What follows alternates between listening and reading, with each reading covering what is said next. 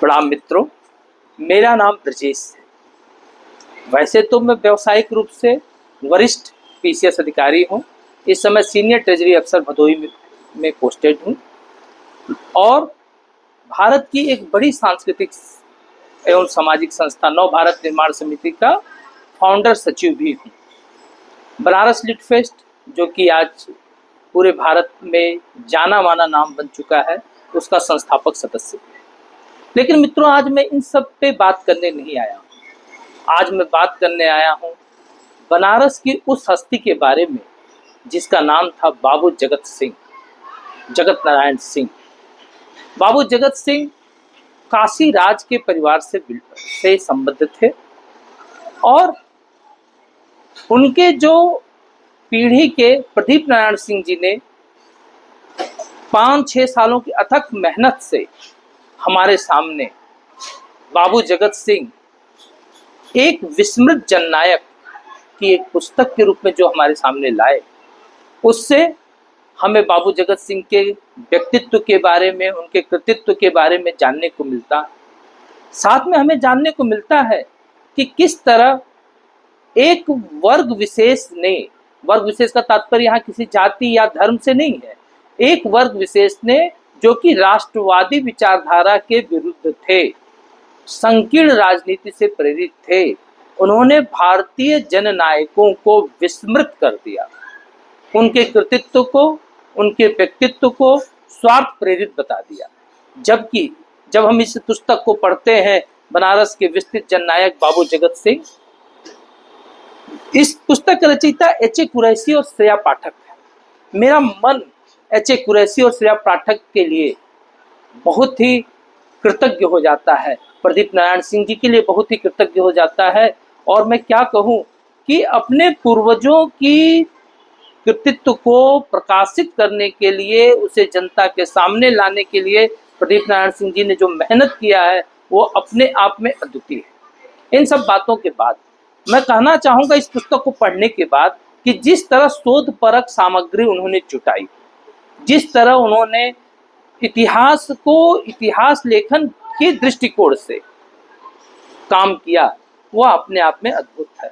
और इस पुस्तक को पढ़ने के बाद मुझे ऐसा लगता है कि रीराइटिंग ऑफ द हिस्ट्री की आवश्यकता है। बनारस ही नहीं, वो संपूर्ण भारत के इतिहास के पुनर्लेखन की जरूरत है। ऐसे हजारों लोग हमारे व्यक्तित्व हो सकते हैं, ऐसे हजारों पुरोधा हो सकते हैं जिन्होंने देश की आज़ादी के लिए, देश के विकास के लिए, देश को संस्कृति को अक्षुण्ण रखने के लिए, देश को विदेशी आक्रांताओं से बचाने के लिए संघर्ष किया हो, लेकिन जिनके विषय में हम नहीं जानते। बाबू जगत सिंह का संघर्ष अद्वितीय रहा है। उन्होंने अपनी पहचान, चूंकि वो बनारस राजघराने से थे, तो ब्रिटिशर्स ने उनकी उस पहचान को एक राजघराने के विक्षुब्ध व्यक्ति के रूप में किया, जबकि वास्तव में ऐसा नहीं था।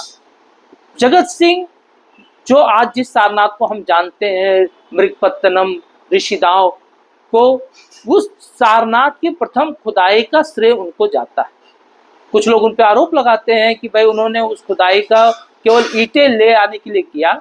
हो सकता है ये कुछ हद तक सही हो, लेकिन इस पुस्तक को पढ़ करके हमें पता चला कि जैसे ही उनको यह ज्ञात हुआ कि इस स्थान का एक विशेष पुरातात्विक महत्व है, उन्होंने उस जगह को संरक्षित करने का प्रयास किया। और अगर उस दृष्टिकोण से देखें तो कनिंघम से पहले उन्होंने भारतीय संस्कृति और बौद्ध धर्म के प्रति एक अपना योगदान दिया। मित्रों, बाबू जगत सिंह वह हस्ती रहे कि जिनका राष्ट्र प्रेम अद्वितीय था। जब उन्हें अंग्रेज दंडित करने के लिए, निर्वासित करने के लिए सेंट हेलेना द्वीप ले जा रहे थे, तो वो काशी से जुड़ी माँ गंगा में अब जल समाधि ले ली। वो अपनी धरती से दूर होना ही नहीं चाहते थे। वो नहीं चाहते थे कि मैं अपनी मातृभूमि से दूर जाऊं। यह एक व्यक्ति की उस सोच को दिखाता है, उसकी व्यापकता को दिखाता है।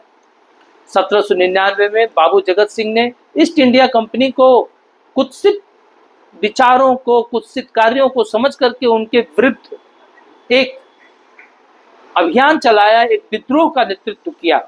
यद्यपि वो विद्रोह बहुत सफल नहीं हो पाया किन्हीं कारणों से, लेकिन कम से कम यह उनकी उस सोच को दिखाता है कि वह उस बीमारी को समझ गए थे जो अंग्रेजों के रूप में भारत में आई थी और जो गुलामी की मजबूत जंजीरों को भारत में स्थापित करना चाहती थी। उस बीमारी को समझ करके जगत सिंह ने उस बीमारी को दूर करने का उसके प्रति विद्रोह किया।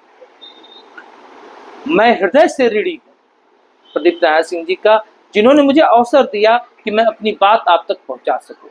मैं भारत सरकार से, काशी के प्रबुद्ध जनों से और उन तमाम बड़े लोगों के वंशजों से आग्रह करता हूं कि वह इस पुनीत प्रयास में सम्मिलित हों और भारत के इतिहास के पुनर्लेखन के लिए एक सुनियोजित प्रयास करें और उसमें मैं ब्रजेश भी अपना निश्चित रूप से योगदान दूंगा। मित्रों, इसी के साथ मैं अपनी वाणी को विश्राम देता हूं और आपसे आग्रह करता हूं कि इस पुस्तक को जरूर पढ़ें, बाबू Jagat Singh the untold hero.